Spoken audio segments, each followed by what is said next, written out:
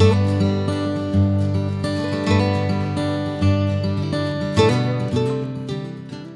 know, I was writing the editor's note and thinking about everything that we put together in this issue. It really did just kind of take me back to lessons that I've learned in my kind of educational journey and all of the things that I'm still learning now. And so that kind of got me reflecting on those hard professors that now that I look back, I see have taught me so much and were really my greatest assets in educating me. And I can see where that can be an asset in this industry. And you know, I could really identify with George Vendiola, who is VP of R&D for Campbell Snacks.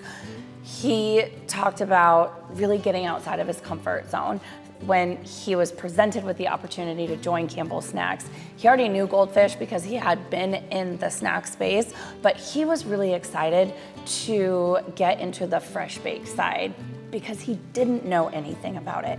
And he really sees tough challenges as growth opportunities. And I can really identify with that. And I guess that's sort of what got me thinking about education and how we learn from one another. We titled this year's new product showcase, Growth and Reinvention. That was so fitting because there's just this wide range of product launches and they're checking so many boxes. There are nostalgic brands that are sort of being reinvented.